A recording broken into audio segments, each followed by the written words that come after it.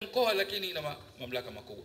Sasa sisi tukishakubaliana kwamba kwa mujibu wa rasimu hii inayopendekezwa, ushirikiano wa mataifa, kila upande uende kivyake uweze kuanzisha mashirikiano haya, hiyo ndiyo itakayokuwa sera yetu. Kama mfumo wa serikali mbili utapita na dhana inayotambulikana kila pahala kwamba siasa au sera ya mambo ya ndani ya nchi yoyote au sera ya mambo ya nje, bora niseme hivi, sera ya mambo ya nje ya nchi yoyote ni kioo cha sera ya mambo ya ndani. Foreign policy au domestic policy is a reflection of domestic policy ya nchi. Sasa sera yetu mambo ya ndani itakuwa nini ikiwa tutapitisha mfumo wa serikali tatu? Itakuwa ni kwamba sasa tuna mfumo wa shirikisho wa serikali tatu, kutakuwa na Zanzibar na Tanganyika, na hizi Zanzibar na Tanganyika lazima zienjoy hiyo privilege hizo na fursa za kuweza kuanzisha mahusiano. Hiyo ndiyo itakuwa foreign policy. Na waziri wa mambo ya nje sasa wa Jamhuri ya Muungano wa Tanzania ataitangaza sera hiyo na kuilinda na kuitetea. Sasa maana yake nini? Maana yake Zanzibar itaweza kujoin na FIFA, Zanzibar itaweza kujoin OIC, kwa sababu nini? Domestic policy yetu itakuwa ni hiyo. Nafikiri nimalizie hapo, asante. Umeongeza dakika 2 nyingine. Na hata wakati mwingine international diplomacy tumekuwa tukiyafanya kwa kukinzana na katiba. Lakini pia Zanzibar tumekuwa tukilalamika kwamba hatupati haki katika diplomacy, lakini pia hatupati haki katika international cooperation. Na imefika wakati, kuna mifano miwili tumeambiwa mingi, lakini mmoja wapo wakati wa kusanya maoni tuliambiwa ujumbe wote wa Zanzibar unaokwenda katika International Labour Organization unakwenda na wawakilishi wawili. Mwakilishi wa Tanzania bara na mwakilishi wa Zanzibar, na wote wanakuwa na sauti. Lakini fursa kama hiyo haitokezei wakati mwingine. Kwa mfano, Maalim Haruna aliwahi kulalamika kwamba aliwahi kwenda kwenye mkutano mmoja na katibu mkuu wa bara, lakini katibu mkuu wa bara akapewa instrument. Instrument manake ni ile barua unaopewa wewe kuisemea nchi. Na yeye waziri akakaa nyuma, katibu mkuu akakaa mbele kuiwakilisha nchi. Kwa hivyo haya mambo yamekuwa yakitokezea na yamekuwa na utata wake. Kwa hivyo tumeona kwamba kulimaliza swala hili pamoja na swala la mikopo, Zanzibar kuweza kupata mikopo ya nje, kuweza kujihemea wenyewe, ni lazima kwamba tufungue mlango huu wa international cooperation. Sasa tukatapendekeza mambo mengi, moja wapo itagusa pia international diplomacy katika kutimiza international cooperation. Kwa mfano, ziko baadhi ya nchi na sisi Tanzania tumeona tunaweza kuiga. Inaweza kwa nchi moja, kwa mfano Marekani, lakini ndani ya ubalozi wa Marekani California, kwa sababu ni uchumi wa pili duniani, wanaweza kufanya mambo yao kwa kushirikiana na nchi nyingine. Kwa hivyo inawezekana, kwa mfano nchi za Ulaya mara nyingi zinafanya, au Canada, jimbo lina ubalozi lina sehemu yake ndani ya ubalozi. Kwa mfano wa Zanzibari tuna interest kubwa katika nchi za Kiarabu. Tuna interest kubwa katika Uingereza. Tuna vijana wetu kunafika 30,000. Tunaweza kuwa na ofisi yetu ya Zanzibar ndani ya ubalozi wetu wa Tanzania. Na mambo mengine kama hayo. Baada ya kumaliza hayo mambo mengine, mwenyekiti, nitakosema mambo ya jumla mawili matatu. Jamani, tusijidanganye. Tukafikiri kama tunaweza kufanya mambo yote haya tunataka mabadiliko bila ya kuwa na mabadiliko ya msingi ya muundo wa muungano. Kwa sababu hayatakwendana na mfumo tulionao hivi sasa. Kabisa. Watu wanasema tutatengeneza mbili zilizoboreshwa. Lakini mbili zilizoboreshwa zimeshindikana kufanywa marekebisho hadi kufikia hivi sasa. Na ndio maana mwenyekiti akasema tume imeona hakuna marekebisho yatakayofanywa katika mbili isiitwe tatu tena. Hayo marekebisho yanayotakiwa itakuwa na jina la tatu, tutakufanya kiubishi tu kuendelea kuita mbili. Kwa hivyo kwa maana yote itakayokuwa, na ikiwa itaitwa mbili, kwa itaitwa tatu, lakini lazima mabadiliko makubwa yafanywe. Mabadiliko haya mengine hayawezi kustawi katika hali hiyo. Ni kama vile ambavyo wewe unataka kujenga nyumba ambayo pengine ni katika ardhi yako ni tepe, lakini unataka nyumba ile iwe ya ghorofa, iwe na makorokoro kadhaa na makorokoro kadhaa. kiungauzi au kitu gani, haitaweza kusimama nyumba yako katika kiungauzi kama jamaa yangu wa Kipemba alivyonikumbusha hapa. Na la mwisho kabisa nataka kusema jamani, rasimu hii inakusudiwa kuipa fursa Zanzibar zaidi, kuipatengenezea Zanzibar mazingira zaidi. Ni kama vile mwenzangu Abubakar anavyojaribu kusema mara nyingi, ni kama vile ambavyo wewe umefungwa kamba lakini unaambiwa ni mtu huru. Unatengenezwa mazingira, kamba yako inafunguliwa, usogee mbali zaidi, uweze kujilisha zaidi, uweze kujichumia zaidi, unasema bado nitaendelea kubaki na kamba hii ndio nayo.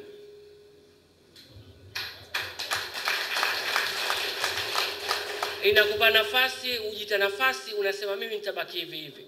Wallahi Wazanzibari wenzangu sikueleweni katika hili. Kabisa mimi sielewi.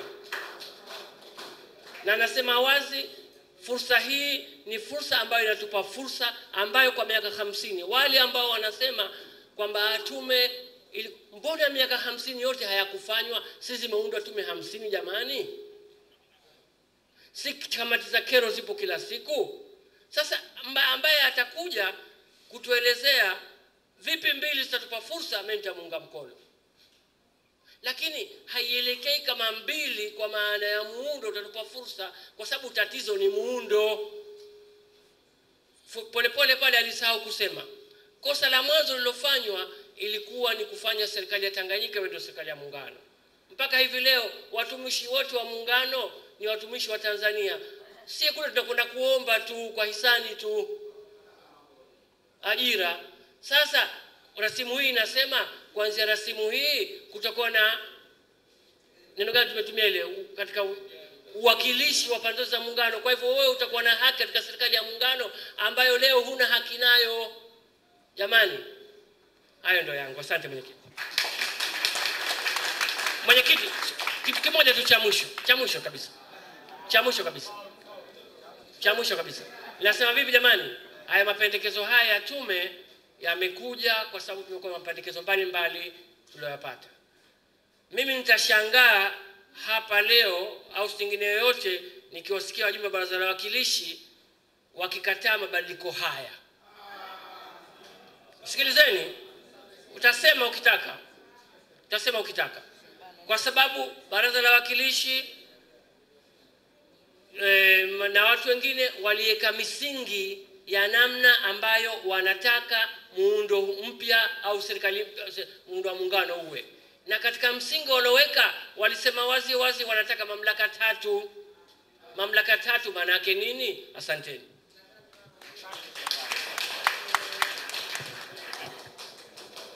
Tuchangie, tutoe maoni yetu. Alafu hapa kulikuwa kunaeleza kwamba kuna muda mapumziko, baadaye kuna kusoma azimio, lakini mimi nikalishauri kwamba hakuna azimio kama lipo, lakini aandike mtu mwingine. Lakini nashauri kwamba tuzungumze alafu tumalize. Watakao kwenda kusali wanaweza kupenya kidogo wakarudi, wakapenya kidogo, kwa sababu tukiruhusu saa nzima kwenda nyumbani hapa sidhani kama tutaweza kukutana tena. Kwa hivyo tunaomba kwanza na useme umetoka wapi au nani, alafu uzungumze. Lakini naomba tena tafadhalini, najua hapa mada zimetoka, wako walikuwa wanaziunga mkono, wako walikuwa wana hisia tofauti. Tuwe na ustahamilivu, tutapochangia tuchangie kwa busara, kwa utulivu. Tusichangie kwa jazba, kwa sababu hatutafika popote. Tafadhali. Ili hatusimama. Asante. Sawa, basi kwanza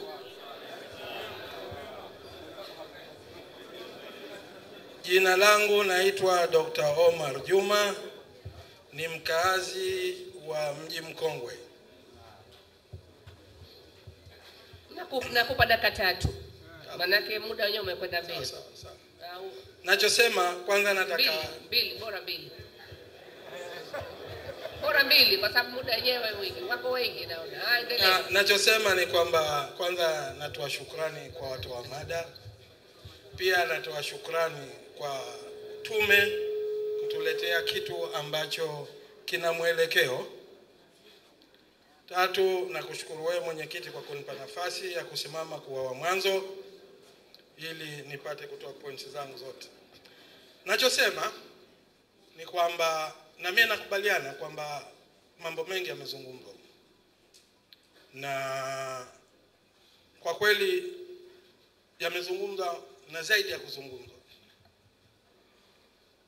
Nilikuwa na mambo fulani nitajaribu kuyaraise hapa, pengine nipate ufafanuzi ziada au mwelekeo wengine pia. Mimi nataka kuzungumza kwamba Zanzibar ni nchi ambayo kwa asilimia kubwa sana ni Waislamu, ni ya Kiislamu. Na katika utaratibu wake Zanzibar pia imeweka katika system ya kiserikali mahakama za Kiislamu. Japo zinaitwa kadhi, makadhi yamo ndani ya system. Kwa hivyo nategemea, sijaitazama vizuri katiba ya Zanzibar, lakini haya ni mambo yamo ndani ya katiba ya Zanzibar. Mapendekezo yetu katika ibara ya 20 article ya 25 2.3 28.1.2. Haya ni mapendekezo ya haki za binadamu. Natoa mapana zaidi haki ya binadamu imeandikwa humo. Kiasi ya kwamba nachochelea mie, au nachouliza, system ya mahakama ya kadhi haiwezi kuwa kucontradict hizi haki za raia zilizowekwa humu kubwa sana. Na ikitokea hivyo itakuwa Zanzibar iondoshe mahakama za kadhi? Hilo moja. Pili, tunajua kwamba dunia leo inakwenda na haki sawa na mambo mengi sana yanatakiwa. Hata alikuja kiongozi wa nchi moja hapa akataka tufanye, serikali ya Tanzania ifanye mabadiliko ili kubali mambo ya ushoga.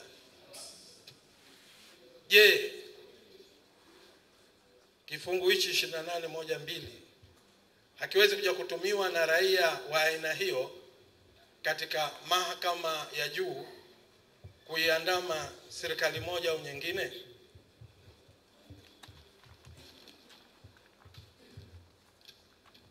Nasema nije katika suala la ushirikiano ambalo limezungumzwa kwa vizuri sana. Mimi naona humu ndani ya nchi kuna mambo mengi tu, kuna ushirikiano mwingi tu. Mfano mmoja ni EU. Nafikiri naona EU kuna mabalozi wa EU, lakini pia kuna mabalozi wa EU yenyewe ndani ya nchi. Umalize dakika 2 inshallah. Kisha Nasema kwa hivyo itabidi nende lile kubwa zaidi nalolitaka katika rasimu hii. Article 86 inazungumza mfumo wa uchaguzi wa rais, na imezungumza kwamba rais atapatikana kwa simple majority. Kwa simple majority, yani 50% plus. Wapiga kura wa Zanzibar labda kama tunafika ni 500,000. Wapiga kura wa bara ni 20,000,000 na simple majority Zanzibar itakuwa na nafasi ya kumweka rais. Hili mlilizungumza vipi? Kwa hivyo naomba ulitizame hilo na tupate mawazo yenu. Asante sana. Inshallah. Asante. Nasema hivi kwamba tunawapongeza walotoa mada. Nafikiri dakika zako 2 hiyo mimi nishakusemea. Wewe moja kwa moja nende kwenye maswala. Kule nyuma. Jina langu Hassan Hamis Hafiz, ni Mtanzania kutoka Zanzibar. Kwanza nitaanza kwa swali kwa Ali Saleh, Mohamed Yusuf Mshamba, Malale na wengine. Wamekuwa waniongelea ushirikiano wa kimataifa. Wameongelea sana kwa jinsi walivyoongelea. Swali langu, haya, kama hiyo serikali 3 wanaoipendekeza, kwa sababu wanaona tatizo wao ni muundo, waniambie na ushahidi gani kwamba kama Tanganyika itakuwa na serikali yake, Zanzibar serikali yake, itawezaje kujiunga na hizo taasisi kama FIFA? Kama nyingine wameangalia requirement za zile taasisi. One of the requirement ni sovereignty ya ile nchi. Hiyo Tanganyika itakuwa ina sovereignty ya kujiunga na hizo taasisi au natuzonga tu hapa? hiyo OIC ukifungua tu website, you have to be a sovereign state ili uweze kujiunga. Sasa you have to look on these issues. Sasa Tanganyika is not sovereign, itakuwa na Zanzibar itakuwa iko sovereign, haziwezi kujiunga. Kwa maana hiyo hapo walivyoangalia wame overlook, this is wrong. Naomba kusema huwezi kujiunga, it's very wrong. Na kwenda kwa komada. Kwanza nashukuru tume kwa kuchaguliwa na kumaliza muda wake, lakini la pili naomba tume itambue proposal ya katiba wale propose si msahafu. Kwa maana hiyo sisi kama binadamu tuna haki ya kuijadili na kuichambua. Lakini cha pili, jambo jingine naomba kusema kwamba na kuzingatia ni rasimu, hii si katiba, ni rasimu. Kwa hivyo tuna haki ya kuifanya kila kitu. Sababu zilizopelekea, kwanza naomba kuzitangaza sababu zilizopelekea Tanzania kufikiria kuwa na katiba mpya. Kwanza ni muundo wa muungano, ugawanaji wa madaraka ndani ya taasisi za muungano, ushirikiano wa kimataifa, upatikanaji wa viongozi wa ngazi ya juu wa Tanzania, jumuiya, utumishi wa umma ndani ya taasisi za muungano. Hayo ndio mambo ya msingi, si muundo tu. Sasa nilichokifanya observation hapo, unakuta kwamba watu wa tume kama ni watu waliofungiwa kuna kochumba wakakuwa brainwash, wakapublicize au wakapropaganda muundo wa muungano, not kero za muungano in general. This is what my observation, honestly. Sasa nakuja mambo ya msingi ambayo tume hii imeoverlook, haikuangalia ambayo ndio kero za muda mrefu kwa Tanzania ambazo zimepelekea mpaka tuwe na katiba mpya. Wamezungumzia ibara sura ya 7 ibara ya 70 imezungumzia sehemu ya kwanza rais, makamu wa rais na mawaziri wake. Hajazungumzia upatikanaji wa hao rais, huyo makamu wa rais na mawaziri wake kwa ratio gani, atapatikana vipi. Unatuacha kule kule katika kwamba anaweza akatokea upande mmoja watu wa muungano miaka 100. Kwa nini usituambie miaka 10 atokee huku, miaka 10 atokee huku? Na hiki ndicho kilio cha walio wengi. Sasa hamjatuambia mawaziri 15 hawa wote waweza kutoka bara. Hujatuambia 7 atoke Zanzibar, watoke bara. This is kilio cha watu wote. Unaona? Alafu sehemu ya pili unasema uteuzi wa mawaziri na manaibu mawaziri, kuna namba 98, mawaziri wa SMT itazingatia uwakilishi wa nchi wa shirika. Come on.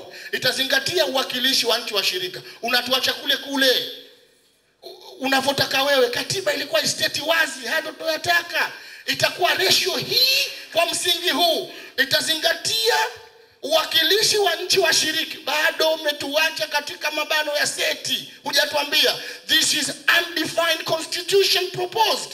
It's undefined. Utuelezee itakuwaje, kwa vipi? Halafu sura ya 11 utumishi wa umma.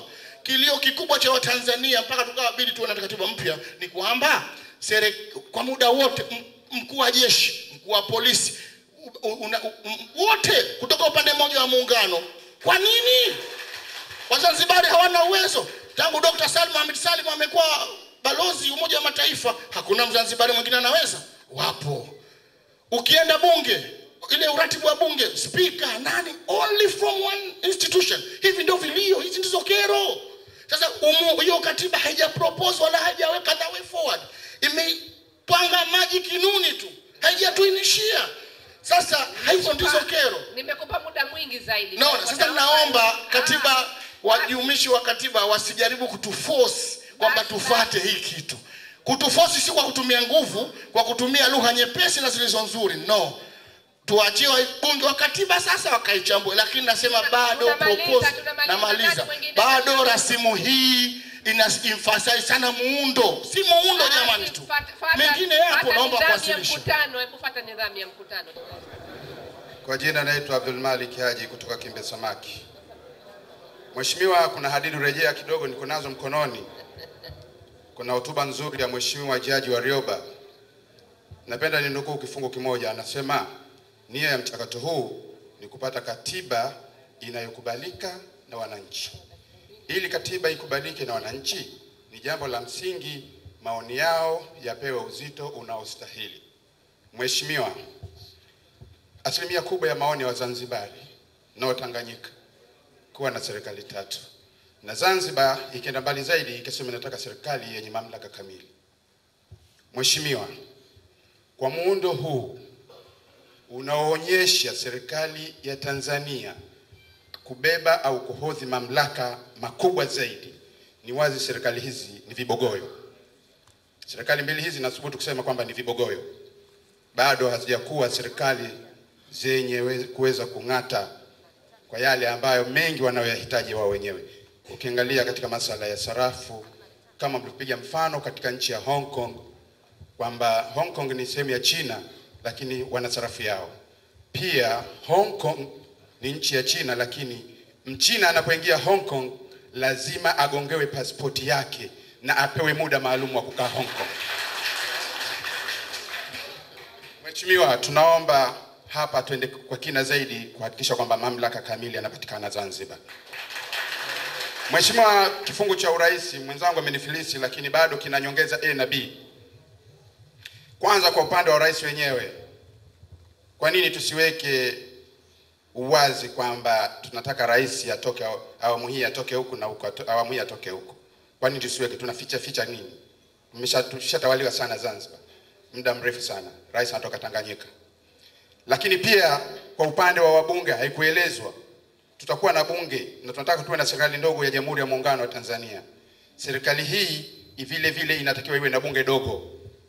Mfumo wa bunge wa kutafuta wabunge wa Jamhuri ya Muungano wa Tanzania, mimi kwa maoni yangu naona kwamba tunaongeza mzigo mkubwa sana katika Jamhuri ya Muungano wa Tanzania. Tunao Zanzibar wawakilishi wetu tunaowaamini ambao tumewachagua, na Tanganyika watakuwa na wabunge wao ambao watakuwa wamewachagua wenyewe na kwa kuamini. Wabunge hawa na wawakilishi hawa ndio wao ambao wanatuchagulia sisi wabunge ambao wabunge wachache ambao watatuwakilisha katika Jamhuri ya Muungano. Kwa mfano, wanaoomba ubunge waombe ubunge kwa chombo kitachohusika, lakini wapigiwe kura na baraza la wawakilishi wabunge wachache tu, kama 10 Tanganyika 10 Zanzibar. Na Tanganyika wawapigie kura wabunge wao watakaowakilisha katika Jamhuri ya Muungano. Serikali ya mawaziri na naibu 15 bado ingali kubwa kwa serikali ya Jamhuri ya Muungano wa Tanzania. Tutakuwa tuna mzigo bado mkubwa sana. Tunaomba tuwe na serikali ndogo ya Jamhuri ya Muungano wa Tanzania, lakini tuwe na serikali kubwa za nchi mbili zitakaweza kukidhi mahitaji ya watu wake. Naomba tuwe pamoja. Asante sana. Jina langu naitwa Ali Saleh Suleiman, Mtanzania naishi mji mkongwe Zanzibar. Kutokana na uaminifu mdogo na utekelezaji mdogo wa rasimu au katiba tulizokuwa nazo huko nyuma, tunaomba wanahusika. Katiba si msaafu. Na kwa nini ikawa katiba si msaafu? Kwa sababu inatengenezwa na mikono ya binadamu.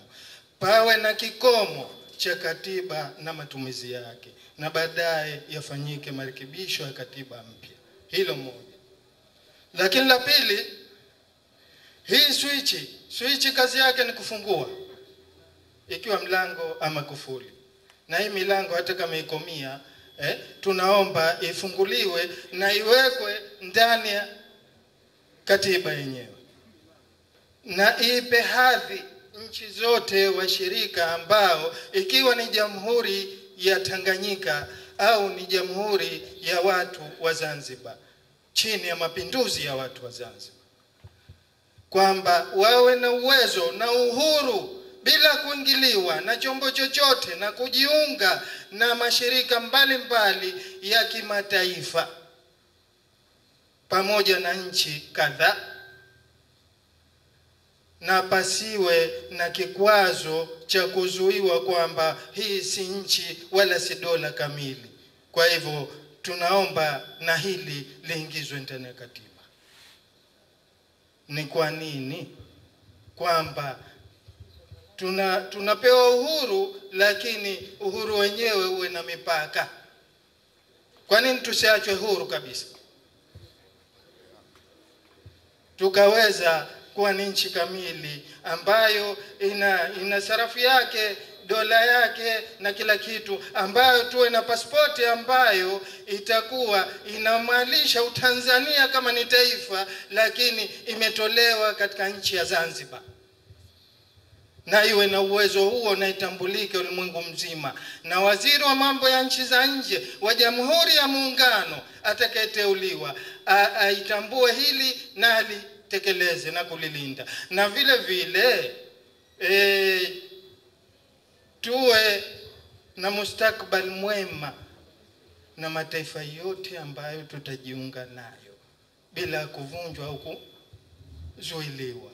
Na isitoshe ni kwamba Zanzibar ipewe uwezo wa kujiunga na kushirikiana na mataifa yote ya ulimwengu. Sawa. Asante sana. Asante. Asa nampa mheshimiwa Mwenyekiti, nimekushukurieni. mimi kwanza nataka niipongeze tume kwa sababu imefanya kazi yake iliyopewa kwa mujibu wa katiba, lakini vile vile kwa mujibu wa sheria za Tanzania. Wao kazi yao wameshamaliza. Kazi iliyobakia sasa tuachieni sisi. Tukiendelea kulaumu tume, itabidi tunamlaumu Rais wa Jamhuri ya Muungano wa Tanzania. Ndio wale yunda, kila mtu alikuwa nyumbani kwake hapo. Kwa hiyo Mheshimiwa Mwenyekiti, mimi nataka niseme, kwa sababu tutawatafuta tena.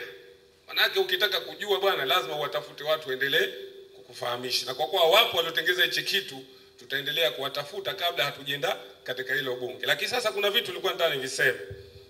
Bado mimi tafsiri ya Jamhuri ya Muungano wa Tanzania naona kama inarejesha ile unique.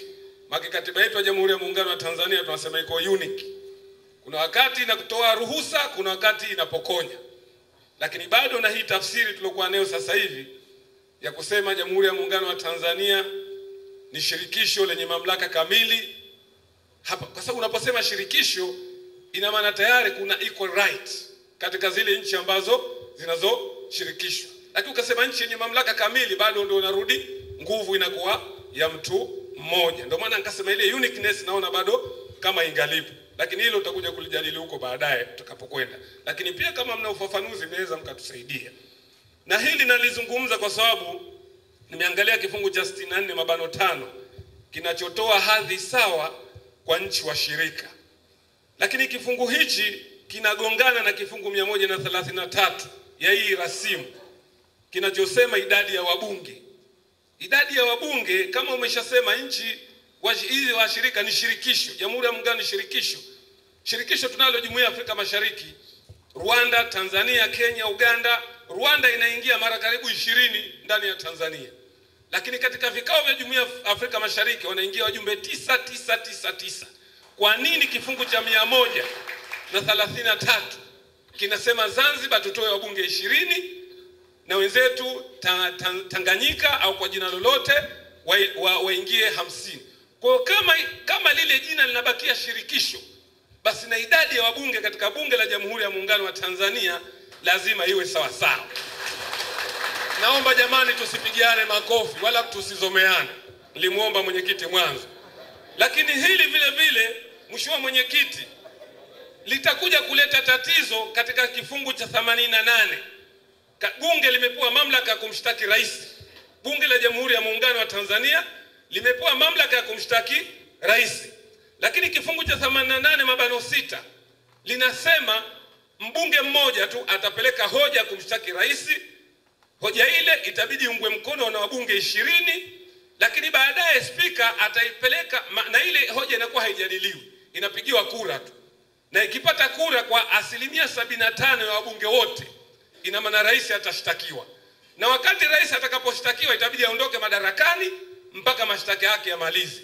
Sasa leo unapokuwa na wabunge 50 wa Tanganyika, wabunge 20 kutoka Zanzibar na wale 5 ambao bila shaka ratio itakuwa 2:3.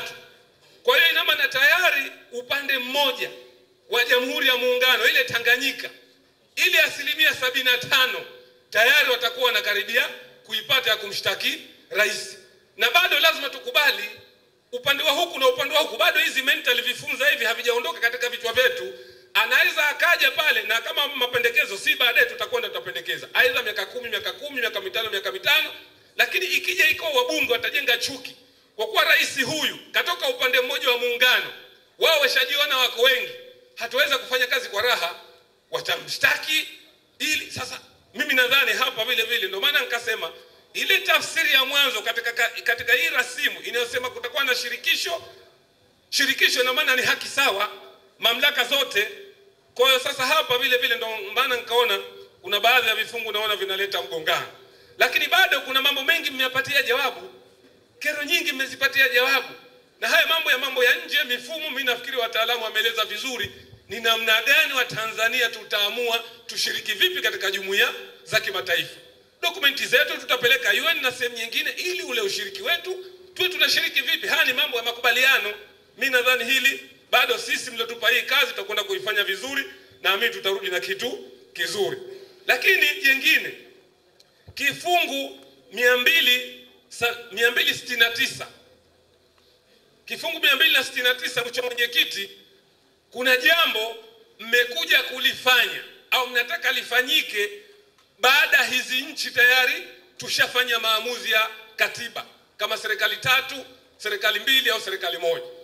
Kama ikiwa serikali 1 litakuwa halina tatizo, kama litakuwa serikali 2 litakuwa halina tatizo, lakini kama litakuwa na serikali 3, kifungu 269 mabano F litaleta tatizo.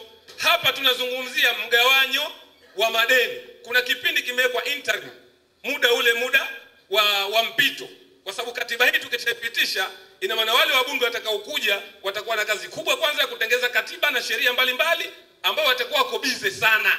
Kwa hiyo hapa kuna ule mgawanyo wa rasilimali.